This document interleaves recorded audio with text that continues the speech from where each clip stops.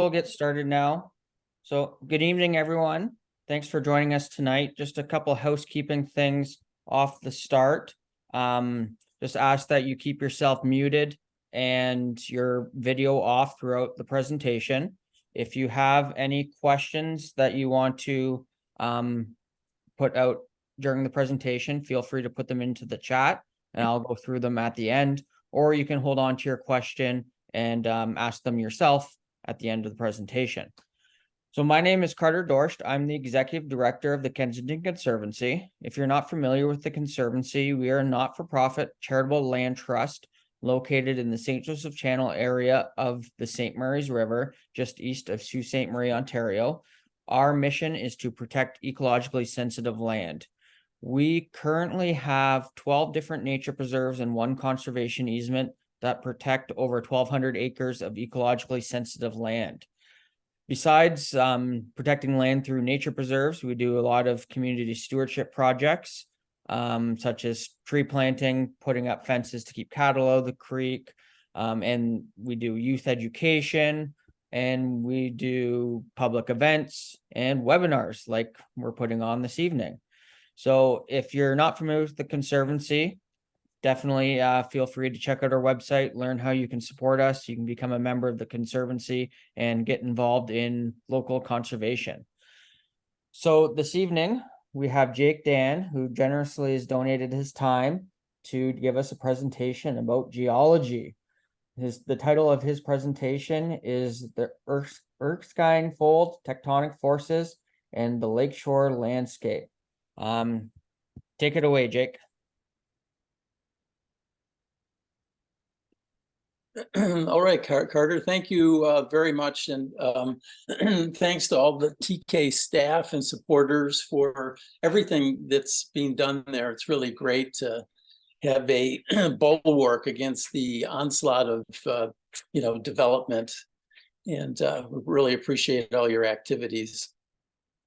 The last time I gave a presentation that focused more on linear features in the geology. We talked about the black hole and the hole in the wall and some of the dikes that intrude and cut across the landscape.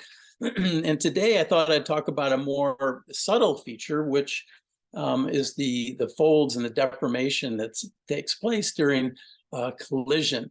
And so I just need to share this screen and turn on, let's see. Oops. There we go. Okay, so it's the Erskine fold, which I'm going to be talking about, and the Erskines are some of my old relatives. My great grandmother was an Erskine, and Bert Erskine was a former personality in the area that was important for developing the racing program and a lot of other things.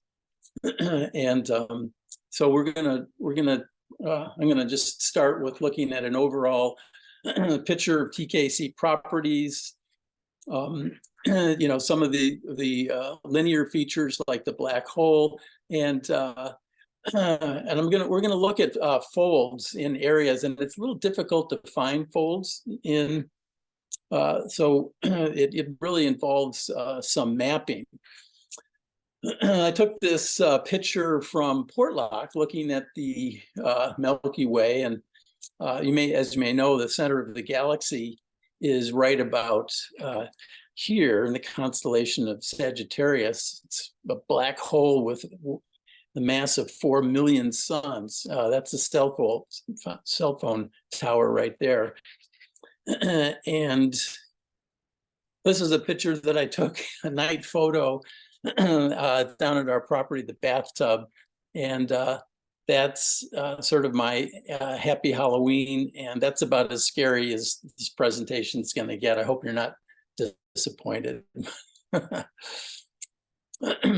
So I thought I'd start with a overall map. This is sort of the large scale picture. And it's really, the privilege after a couple hundred years of geology that we have we understand plate tectonics and large scale processes, so we can understand the context of our importance of our local area. So 2.5 billion years ago, this is what Canada looked like. And in my introductory sort of a teaser paragraph, I was saying, imagine if you were standing on that shoreline and looking from the lighthouse southward, and what you would see would not be St. Joseph Island and the rest of the United States down below, but just open ocean. And so let's look at how the continent grew, how it was assembled in different stages. So we'll go back to our map showing the Great Lakes. And one of the first events is what's known as the Pinokian orogeny, and a bunch of material arrived, and we get the upper part of Michigan and some of Wisconsin added on to North America, which is mostly Canada before that. At the same time, the Slave and Wyoming terrain, they're also old rocks got collided in. So here we are with this continent, which is mostly Canada. And then we get a lot of collisions coming in from the south, the Yavapai, Mazatzal. I got to do my master's degree work, somewhere in the Pinokian there, and somewhere down in the Yavapai, Mazatzal. I did my PhD work. So this is all fairly familiar territory.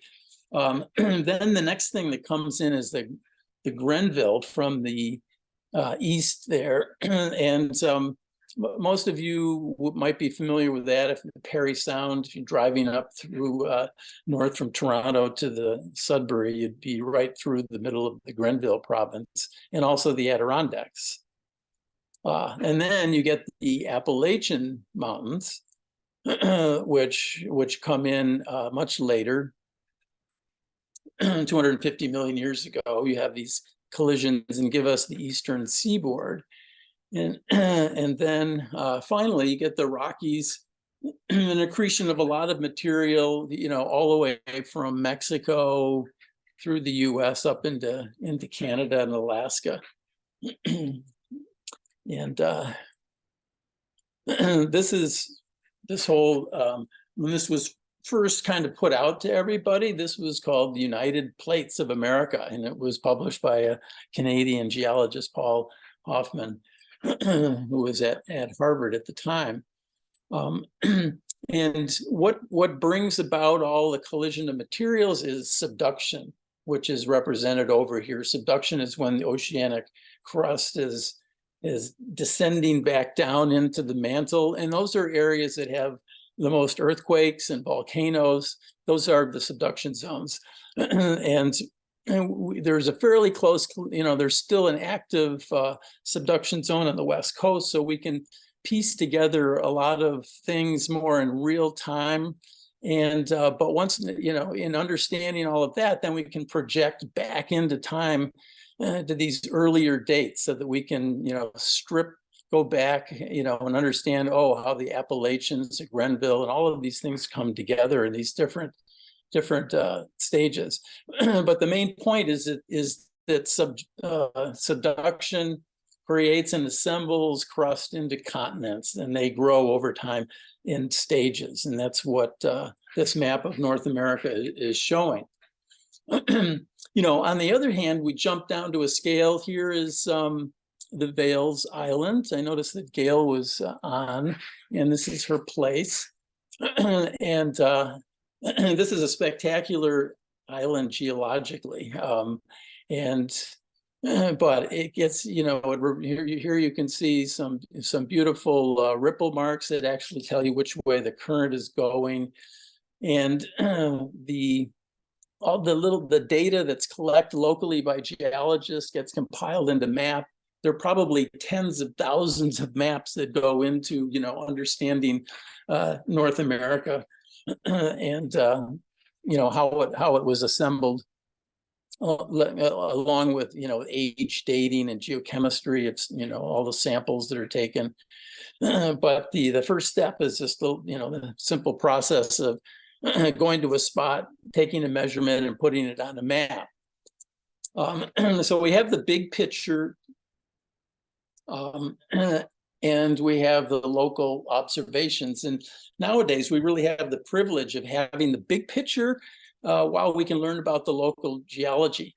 So if I did this presentation like, well, I'm going to show you how I measured this and I measured that, and then we could eventually figure out this, which I might do at a scientific conference or something like that. But for us, we really want to have this interplay between the big context and the local place, the place where that we're all familiar with as summer residents or full-time residents. This is our place to learn about geology, when we're boating or exploring islands. So I want to change gears just quickly. A few years ago, I attended a conference that had mostly Native American speakers, First Nation Native American speakers, and I remember this Navajo woman. She gets up to the, I could see she's really nervous. She's going up to the podium, and she starts by reciting in Navajo something and then translates it into English. And what she did was, she recited where their sacred land between the four mountains, which is represented here on the Navajo flag. And she also, so that located her in space, and she also recited her lineage, saying that she was descended from a great chief. And, with that, there's a great cheer from all of her fellow First Nation, Native American speakers, big smile on her face. And then she was really ready to delve into some of the difficult issues of life on the reservation. So I was thinking, okay, so, what, in a way, since our family has been there, Deborah, for, well, seems like a short time in terms of Native Americans, but for 5, 6 generations. And so I have quite a bit of family that's spread around the lake. And we started at this red dot on Campador. And my great grandmother, who is Margaret Erskine Evans, and this, you'll see, this is where the Erskine fold comes in. We just called her Boppy, and her brother Bert built the Vales camp right here. And so since then, the various generations we spread, down the lake. Alden Myers and Connie are up here at Blueberry Island, and Gary Saunders and Andre are down here. Dragonfly, here's the bathtub, the beaver pond in there. All of our the camp's cousins on Portlock. And then, a couple of camps that were built by family members, but then were sold or lost in a sense. And so this is, when this is great for a geologist, because instead of being stuck in one spot, I get to have, visit relatives around, and I'm going, I wonder about the geology over here. So it's been, I see it, my geology, as it's kind of a family enterprise. Also, I have a cousin, Carrie Peabody, who also is a geologist, and we were both inspired by the same ancestry. So, in terms of our family, I sort of made up this Campador, Blueberry Island, Dragonfly, bathtub, and as a kind of a conceptual map for our family to realize its extent, and it's also a sense of responsibility. And then there's the line of the legacy. And you know, I put it goes from Boppy to Peach, my grandmother, Peach Taylor, and then my mom, Taddy Dan. I'm here, and this is my son Jesse. And you know, the interesting thing about legacy is that, and you know, descending, it's almost as if, I mean, especially with Deborah and my grandmother's, you know, love of the place, and my mother's, you both were naturalists and artists, and it's almost as if they kind of set in motion the fact that I would become a geologist and then be, you know, focused on trying to you know, unravel and understand, you know, the local landscape. Anyway, so here we are. And this was just a recent article. You know, my mom has got dementia. You know, we're all, you know, starting to get older. And you know, so here, this was talking about our cognitive reserve and some of the ways that give people a way of fighting off the onset of dementia and so on. And Peach, my grandmother, you know, she drove her boat around Deborah, age 96. You know, and she died that same year. But you know, I think that it's that kind of activity, having that mental map that she had, knowing where to go, you know, kept her young. You hear things about ancestry from First Nation people, you know, standing with your ancestors is good medicine. You know, and I think that I'm just starting to appreciate that more and more. And there's kind of an overall sense of honor the past to innovate the future. I really like that, you know, combining those two things, because in geology, that's pretty much where we're stuck. You know, we're like looking into the past, and hopefully that's going to make things better for the future. So the two characters in this geologic story is Boppy, my great grandmother, and her brother Bert Erskine, and they had camps. Boppy had her camp on the very north shore of Campador, which we call the main camp, and Bert had his camp down at Parkside, which is now the Vales camp. And this in between, there's a really wild coast. And I think it's something that everybody boating appreciates, that there's no development, no camps on there. And you look at the coast and it's like, well, I don't think anybody would want a camp on this coast. It's very rugged. And so it's unlike many of the places around Deborah. And there's the rocks in both places are similar. So, you know, what's the connection there? I needed to try to understand what was going on. And Bert, he's from Chicago, like many of the early people, and there's this volume from 1904, Movers and Shakers in the Chicago area, and it mostly has, like, you know, these bankers, you know, they're all, you know, industrialists and so on, and these cartoons that are made up, and Bert is the only one that's in a sailboat. And which shows his you know, preoccupation. And he brought competitive sailing to Deborah.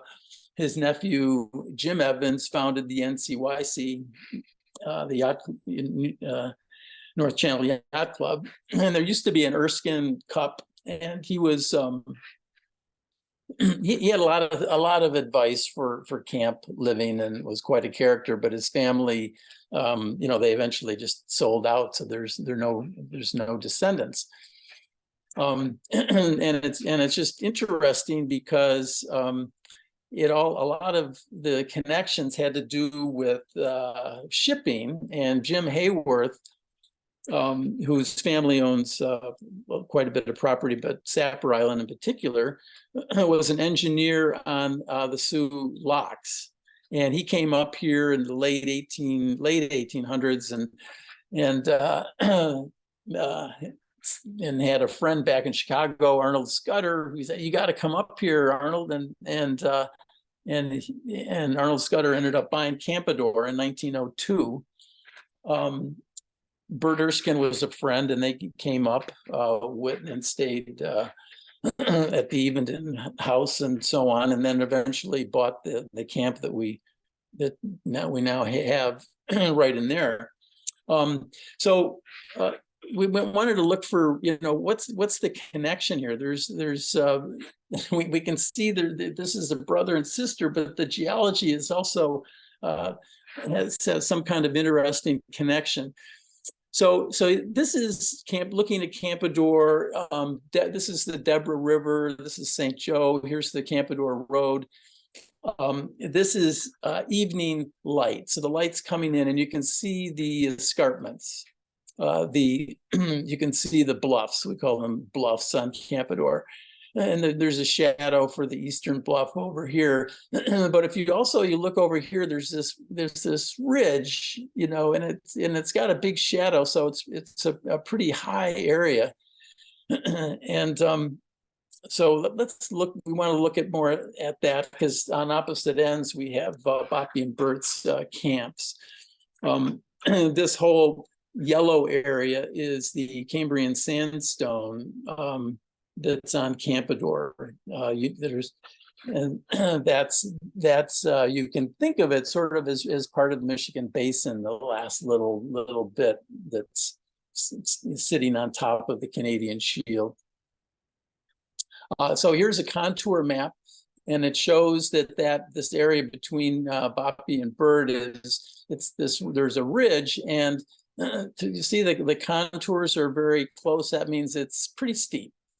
And it has the same kind of height as the blockhouse. So if you're familiar with Pitcher Island blockhouse, that's the kind of topography here, but it's covered with trees, so it's not really easy to see.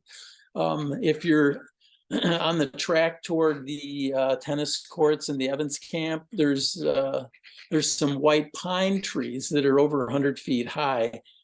Which is actually higher than that ridge, which is only about 80 feet. So it's interesting that as dramatic as the geology might be, the trees are actually much more much more dramatic. So here's morning lights. So the light's coming in, and you can see this right here. There's a division between, a transition from this high country to the cedar swamps that are that make up a lot of Campador and drain out in these areas. So these are very low sandy areas. And so we've established that there's really a nice physiological, or not physiological, but physiographic connection between these two camps connected by this ridge. So this is a cross section that I'm showing right now. So St. Joseph Island on your left, and the channel on your right, the water is blue there.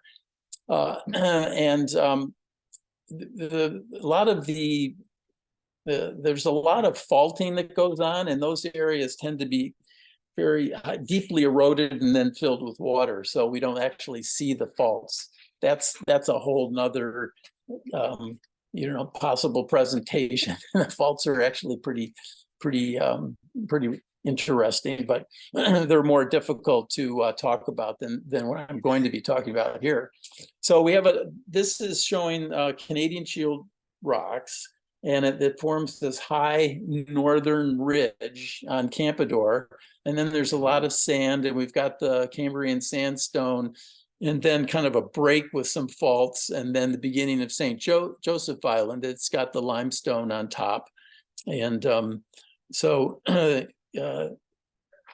that's Campador Island in sort of a brief, somewhat exaggerated cross section. Okay, so let's go back to the big picture. What we want to do here, we've got the Superior Province again. We were looking south, and there was nothing but ocean until the Pinokian orogeny and all these terrains are coming in from the south and then from the east and from the west, and we build North America over a 3 billion year period.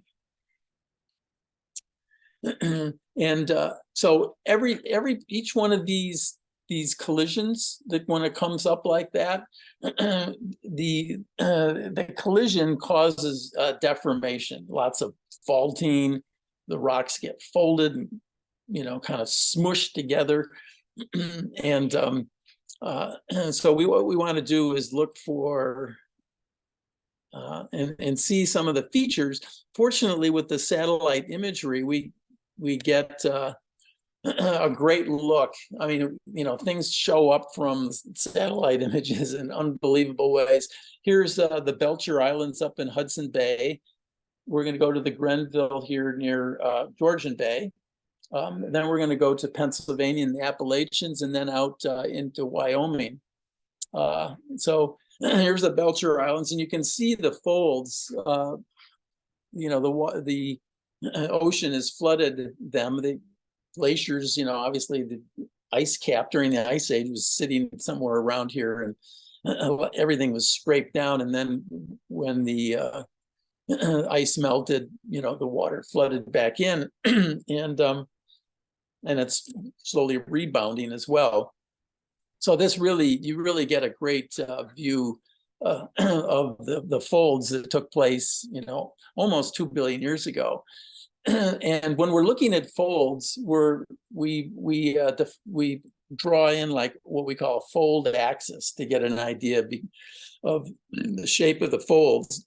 And that's because if this is a cross section, we're looking at compression coming in the direction of those arrows, and that's pretty important to distinguishes one area from another and gives us an idea of what's going on. The direction of compression. Okay, so here's Georgian Bay down at the bottom here. Here's the Pickerel River. This is between Sudbury and south of Sudbury, and you can see, the glaciers obviously, that were really thick here. This is just from the French River Provincial Park, and you can get an idea that there was that much ice just grinding everything down. And yet, as it eats away at softer rocks and leaves, harder rocks intact in the way that the water, is flooded into these lakes, it outlines beautifully the folds, and those were folds that were like 1 billion years ago during the collision and rise of the Grenville Mountains in that direction. So very dramatically in Pennsylvania, the Appalachian mountains, and in this particular area, you have what's called the valley and ridge, and the valleys are all farms.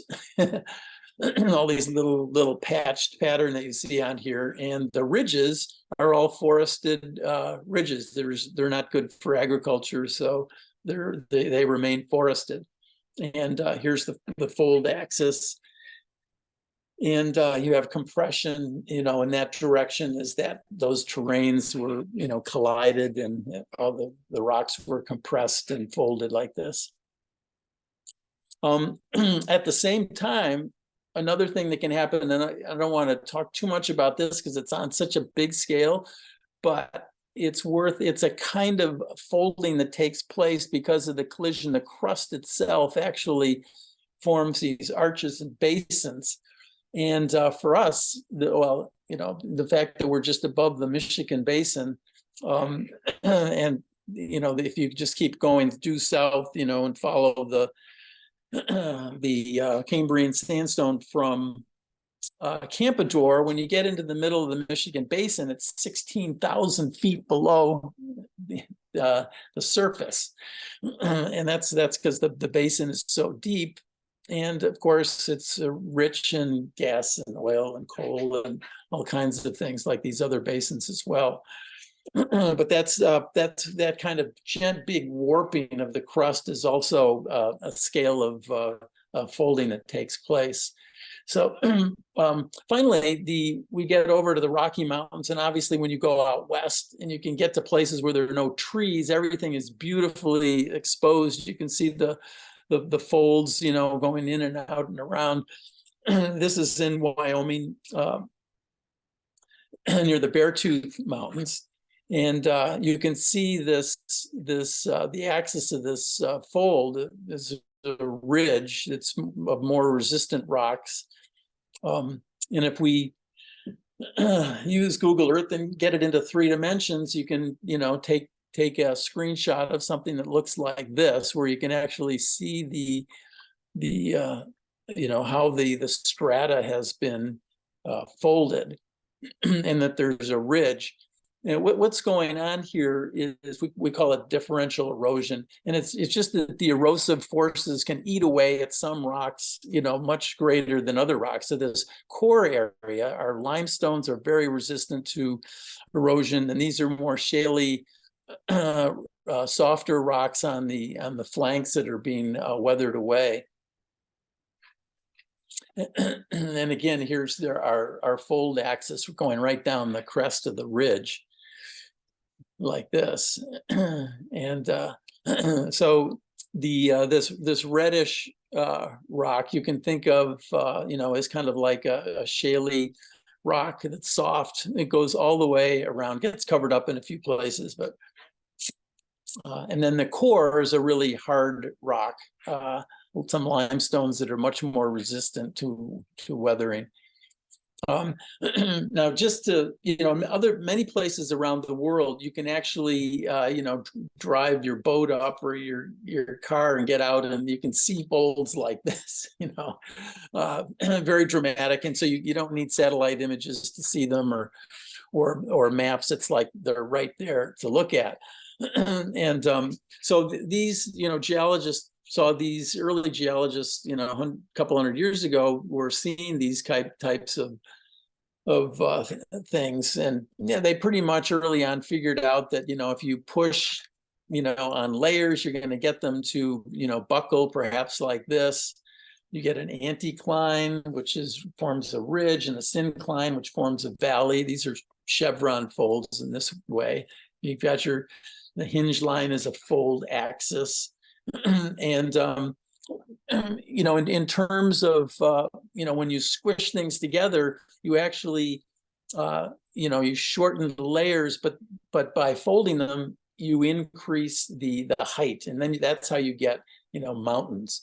So in collision zones, you get mountains which then get worn down by weathering and erosion. So, early geologists, they squeezed layers of clay and so on. They could mimic these folds, and pretty knew long before our understanding of plate tectonics that compression was involved. The forces were pushing in and causing that folding. So here we are back to our diagram showing what Canada was like 2,500 million years ago, 2.5 billion years ago. And it was surrounded by ocean, and it was being glaciated as well. Many of the old rocks that are around Deborah are a glacial epoch that took place, and the deposits were put along the way you might think about the Antarctic or Greenland. The glaciers are carrying all of the debris, scraping the continent down and dumping it all along the continental margin. And so that's what we have here on the south shore here of the Superior Province. This is actually called the Southern Province Rocks. It sort of goes from Temagami, Sudbury over to the Sioux in kind of a big triangle. And these rocks are sitting on top of the older rocks. And this is where the collision came in and folded these rocks. So that's why we expect to see folds in the Deborah area. So the Pinokian and orogeny built, a mountain belt along the southern coast of the Superior Province.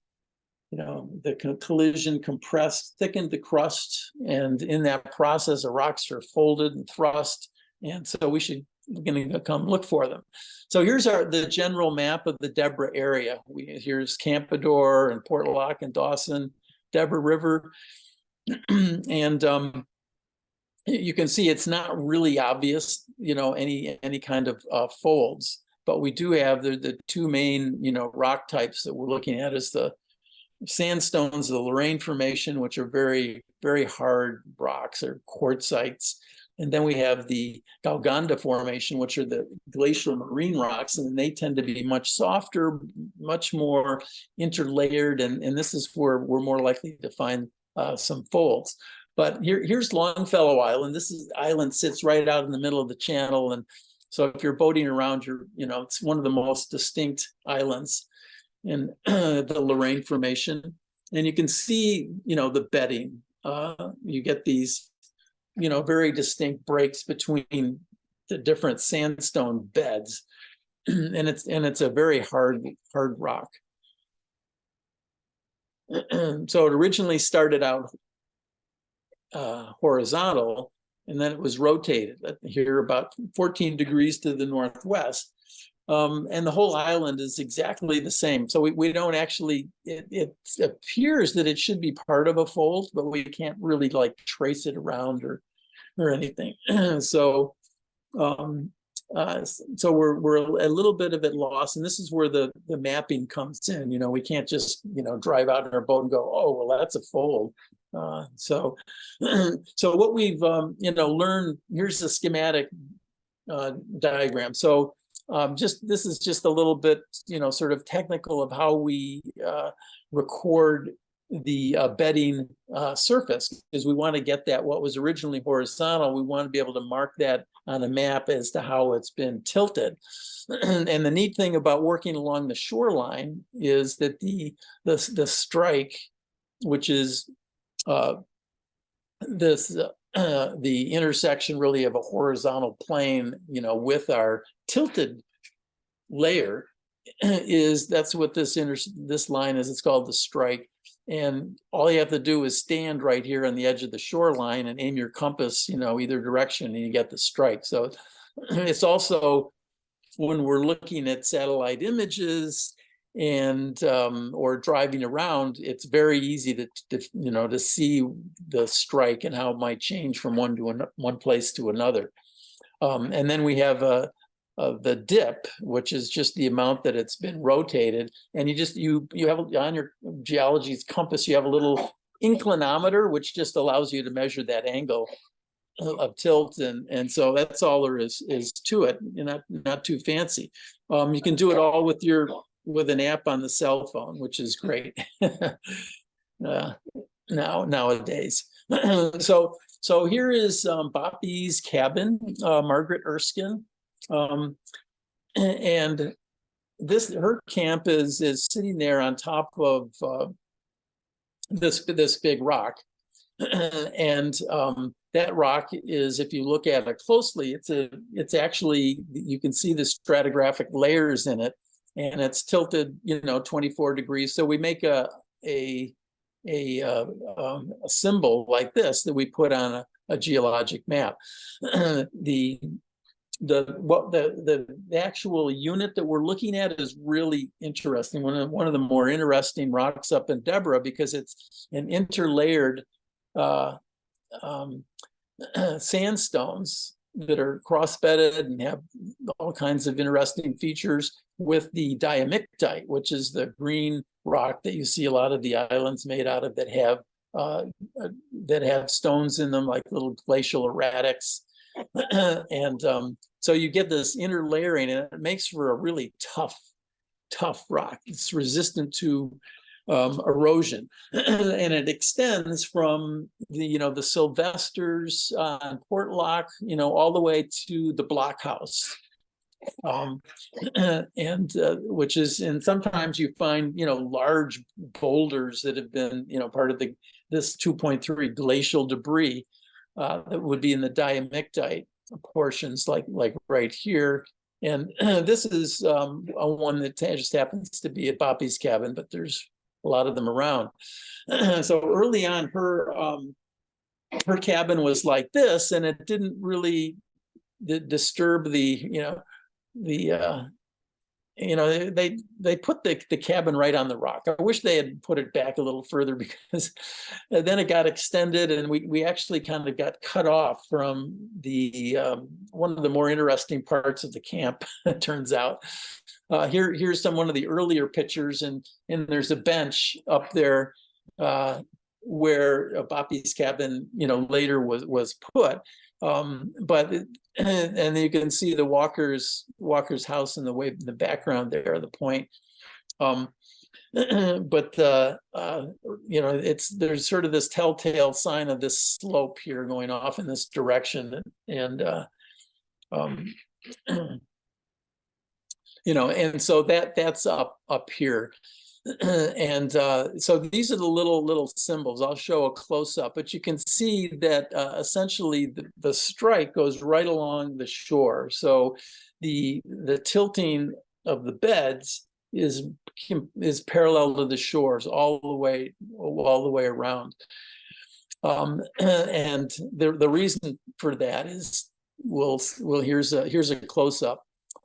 It shows, this is where Boppy's cabin is. So those are the beds that were dipping toward us in those other pictures, or we were looking at it from the side.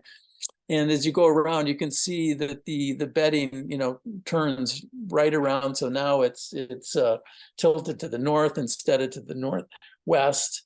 And if we go around further, it's tilted over here to the northeast, and then finally to the southeast when we get down to this part of Campador by the club, and then onto the Vales Island, Bert's Island there.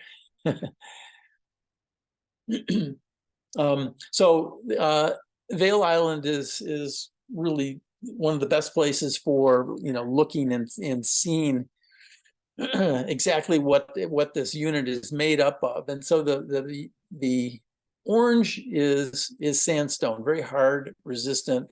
In between here we have the typical sort of glacial deposit with all the little pink drop stones and so on in it, and it's interlayered.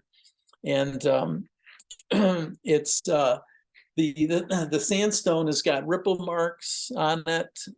You can see it's and it's very hard. You can see that it's it's maintained. It's flat. It's almost perfect shape here. And obviously this is a much nicer environment for looking at ripple marks than being out on 17 at Ripple Rock with all the trucks going by. Here's a close-up of some of the ripples that are preserved. Now, the importance of the ripples is that, when you're taking measurements, is that that this is an original bedding surface. So it originally was horizontal, and now it's been tilted, and you're not being deceived by, some erosional process or something that's just made a nice wedge-shaped rock. This is it's really key to be able to say, oh yeah, this is the original surface. So when you're taking a measurement, you've got the right thing here. So that's what we have down here, and it's facing the opposite way there. So here I'm putting the Sheep Basin anticline here, or Sheep Mountain anticline from the Powder River Basin right on top, and we can see if they really shares the same feature. A core of really hard material forms a ridge surrounded by more easily eroded material. And so that's essentially, we can do that again. You can see that's what we're looking at here. Now it gets a little bit complicated because of this the scourge of geologists is all the biological material that ends up covering up, the important rocks, and the interior there is difficult to do any geology. So looking from the north here, here's the Campador Road. So we're looking toward St. Joe, and Burt's, the Vales Island is right here. Our main camp is right there. That's where Boppy's cabin. So Boppy and Bert, this is an exaggerated, very exaggerated, just for to get the idea across, because it's the angle is much less. It's not as steep as this. So to give an idea of different how erosion takes place, if you've got a sequence of rocks, the pink here is sandstone, and it's very hard, and on top of it here we have shale, is soft, easy to erode, and on top of that we've got ice, big thick glacier that's grinding across, and it's eating away, and it's going to preferentially eat away all the shale. The sandstone's going to remain, a nice crest of a ridge as all of this shale gets eroded away. After the ice melts, then we've got the lake, tends to fill these low areas. And on the Campador side, we end up filling up the syncline area with sand. And that's interesting, because that's where the cedar swamp is. There's a ghost forest on Campador where that's low area that was filled by sand and lake sediments. Here's the ghost forest over here.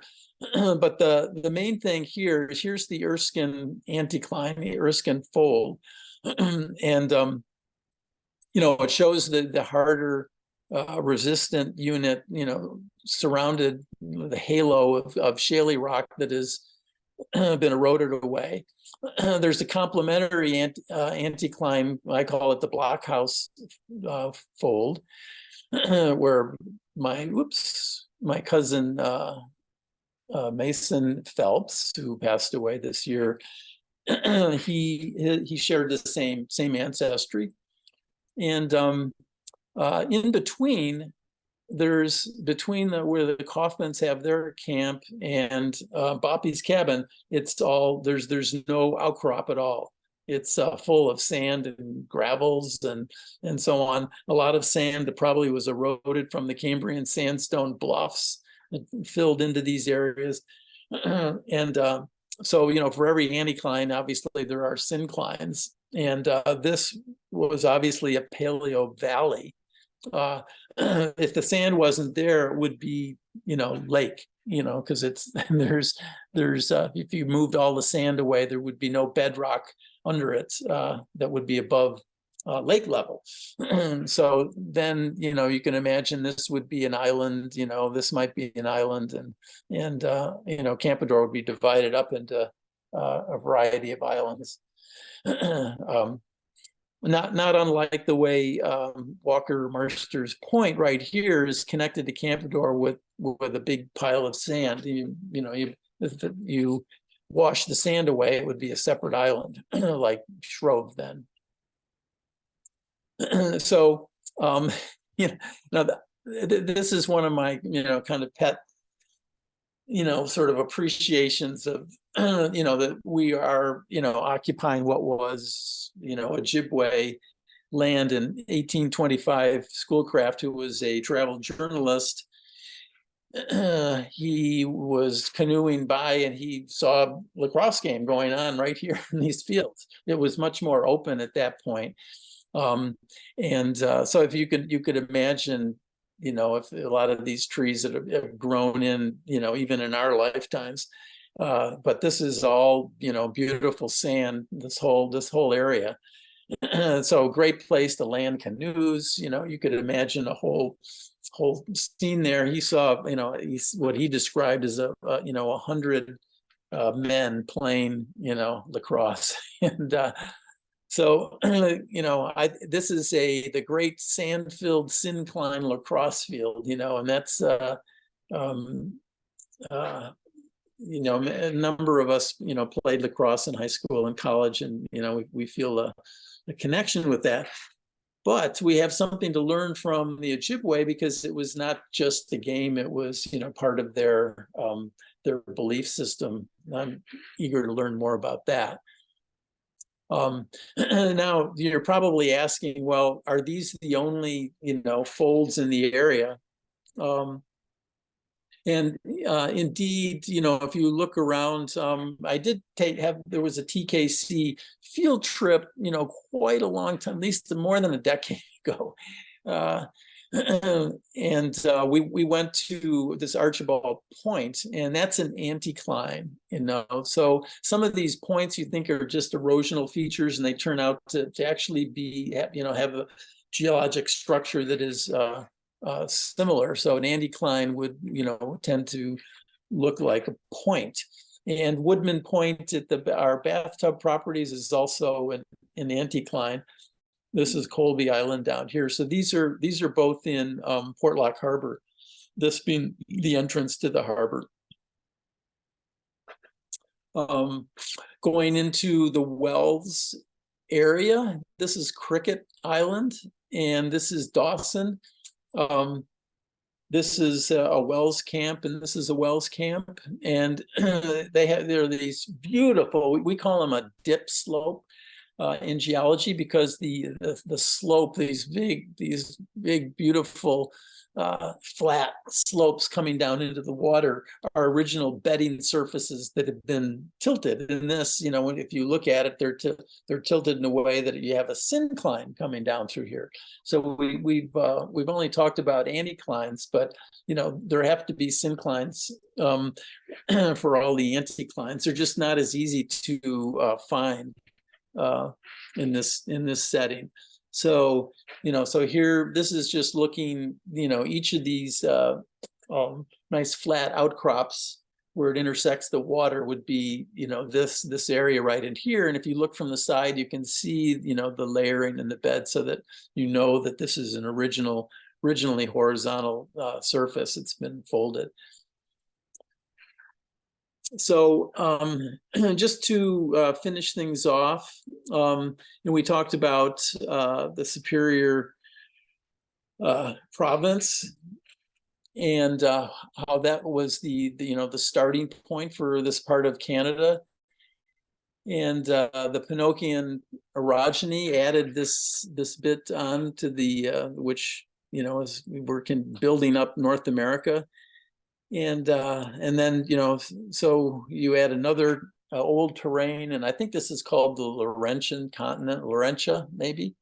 And then, the Yavapai, and, you should take note, though, that all this area here is covered up by younger sediments. You only actually can study what's going on right here, which is what I was doing with my PhD. The rest of it is like geophysical. You kind of get an idea that, well, maybe this is the way it is, but you don't actually see the rocks. So now, so this is new. So when the continent looked like this, there was a chance that Canada could get rid of what it was the United States. And this rift opened. It's called the Mid-Continent Rift. The rift, it forms, you think of Lake Superior, and it goes all the way down to Kansas and comes around through, so it's underneath the Michigan Basin, and then terminates. That we call it a rift because it opened up, and there was a huge amount of lava that poured out over millions of years. And we see those lavas on both shores of Lake Superior. It's very interesting. You can go and on the north shore of Lake Superior, you can see Hawaiian, hoi hoi lavas right along the road. It's pretty neat. And so this was the chance for Canada to get rid of the U.S. It could have completely rifted apart, but it didn't. And instead, Canada was thinking, well, maybe as a big continent, we can attract more terrain. So indeed, when you see the Grenville coming up, Canada gets Labrador and a lot of Quebec. And when the Appalachians come in, we got Nova Scotia and New Brunswick and Newfoundland are added. So you get Newfie jokes out of all of this. And so overall, Canada gained a tremendous amount by, not getting rid of the U.S. And so we're kind of in this whole thing together. And once you had these outer orogenies coming in and kind of sealing off the interior, there's no chance of really getting rid of the Yanks at this point with and especially because the North American continent is moving westwards, moving away from Europe and Africa. And Africa has always been considered sort of what's not moving. Everything else is moving relative to Africa, and we're moving away as fast as continents can go. And there's no time, not enough time for heat to build up and create a rift on the inside of the continent, like the mid-continent rift. So there we are with that. So here's just a photograph showing where Boppy's cabin would later be, but I really enjoy these older pictures of the camp where the rocks were sort of part of it rather than being cut off. And this is my grandmother Peach when she was probably 12 or something like that, and her brother Jim. And that's it. Just standing with your ancestors is good medicine. You can see all the sailing that went on. A lot of fun. So that's the end of my presentation. So if there are any questions, please let me know or pass them on in any way that's easy for you.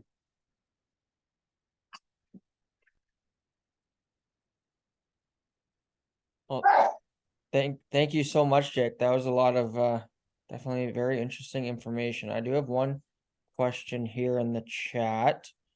Is the Keweenaw Peninsula and Isle Royale folds?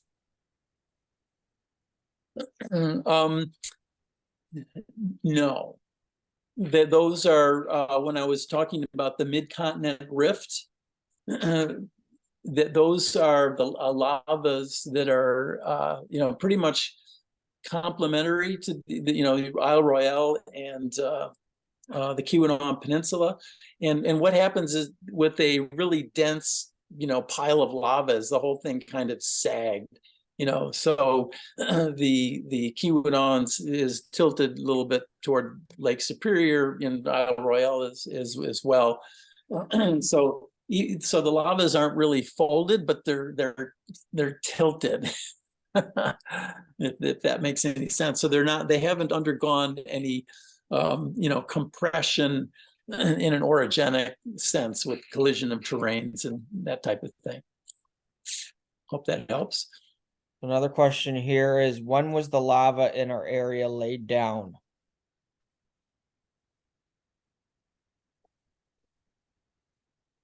Well, there's lavas for every age. So the Superior Province, you go up a little bit to the north, and a lot of the in the mining country, when you get up a couple hours north of Deborah, there's pillow basalts, that are 2.7 billion years old. In our area, we have a trap rock, which is the plumbing system for one of the largest volcanic provinces that ever existed on the planet. And that covered from Labrador all the way down, to the Deborah area. A huge pile of volcanics, but all the volcanic rocks were eroded away. So we're just left with the feeders that brought the magma up from the mantle. And that's with many of the dikes. And so we have, a couple of ages of those. Yeah, so I hope that helps. All right, that's all I've got for questions so far. We'll give another minute. If you have any more questions, feel free to add them into the chat or turn your microphone and video on and ask yourself. Just while I wait for more questions, just wanted to announce that our next webinar is going to be Monday, November 20th. Rob Purdon has volunteered his time to talk about mine rehabilitation in Ontario. So if you subscribe to TKC emails, we'll be sending out an email on November 1st, this Wednesday, with all of our events for November, and more information about that webinar will be included then. So Change your name. For that. We have a question here. We're often told that this is the oldest rock in the world. What? If true, how is that defined?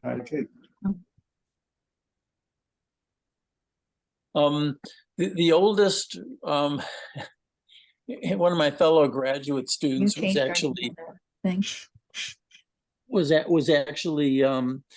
doing his work up in the Northwest Territories, and he determined the age of rocks about 4 billion years, and for many decades that was considered the oldest rock.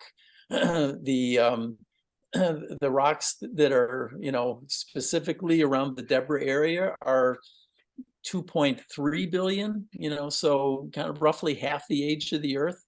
So they're not the oldest rocks, but they're a heck of a lot older than, let's say, most of the rocks you would see on St. Joseph Island with all the fossils in them and the limestones and so on. So it seems pretty old. You can the gap in age is like 1.7 billion years, just on Campador, where erosion took place, with those old rocks, and before we get the sandstone deposited. So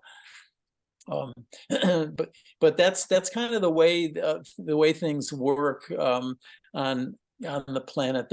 We call what are called cratons. They're stable areas, and once they've undergone mountain building and then they've been eroded flat, then not a lot happens. They kind of sit around. Maybe you get glaciers, you get a few sediments, but they're isolated from the really active parts of the continent, which are on the especially the West Coast, and before that, the East Coast.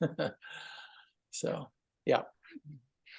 The next question here is, what was lost to interpretation by the glacier scraping? Well, you lose a lot. Like for instance, the question about volcanic rocks, and I was explaining how the trap rock dikes, and sills were part of a plumbing system, and they must have had, a huge volcanic component that was covering, but it's long since been eroded and weathered away. So, we kind of speculate that they must have erupted, but we don't, we can't see. Now, we can compare it to other areas where you have what are called large igneous provinces, where you have huge outpourings of lava. The Columbia River area, the Deccan traps, they call them, in India, and there are various places that are around, like in Northern Ireland, around the Northern Atlantic, you have, huge piles of lava. Or you can go to some place like Iceland, and you can see what's going on, in real time, or, or at least, within,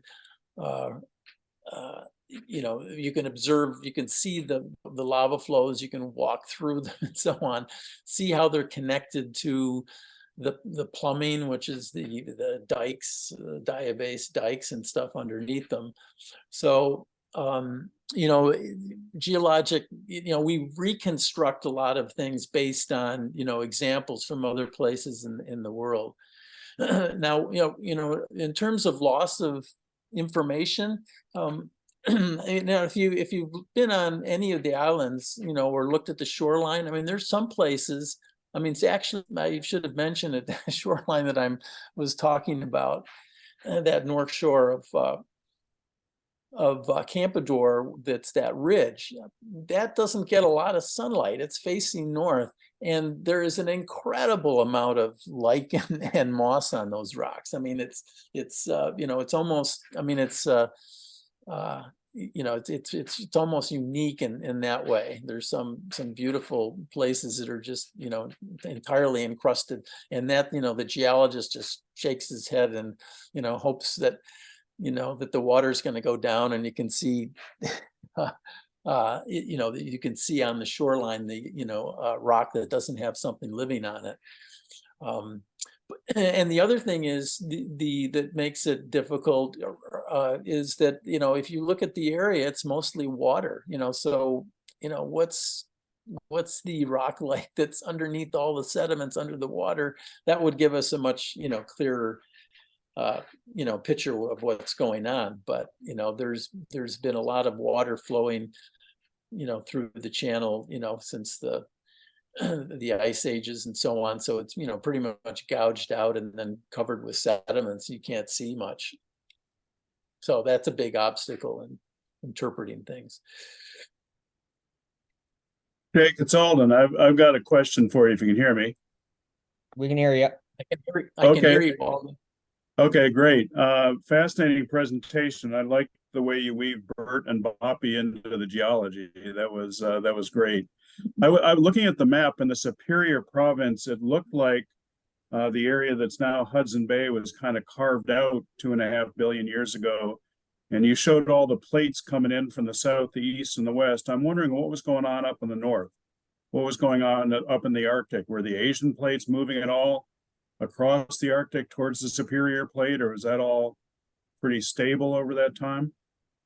Yeah, that's a good question. You know, the orientation of the Belcher Islands, you know, it seems, you know, when you have you know, the curve of a coastline and you know, and a subduction zone is forming, and then you get collision. It's not a lot of what we're looking at are rocks that are, you know, thrusted on top of the Superior Craton. So it's not as neat a picture. It's not like a, you know, that a vertical boundary. It may be a sub-horizontal boundary. And so it's a little bit, you know, misleading, especially, and also just the, you know, the way North America, when we look at it, we're looking at it, the projection is off. So the geometry and the actual position of the continent, you know, 2.5 billion years ago is certainly is not certain. The paleomagnetic research is, you know, is much more difficult with older rocks like this.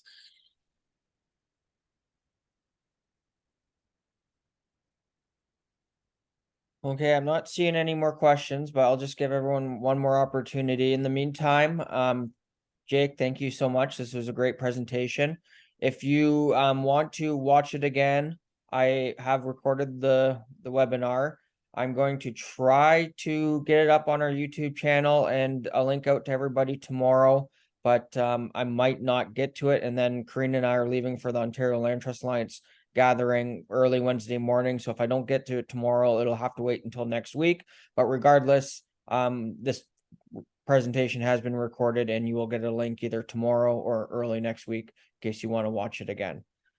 And I'm not seeing any more questions. There's been lots of thanks in the comment section here, Jake. So yeah, thank you again. We really appreciate it. And I'm sure maybe next winter we can do another one. I'm sure there's an endless supply of geology information that you can provide us. Yeah, we could look at faults. Also, anytime, anyone wants to get together and look at anything in specific around their camps or anything, just let me know. Great. Okay. Yeah. Thanks again, everybody, and have a good evening. Yeah. Thank you, Carter.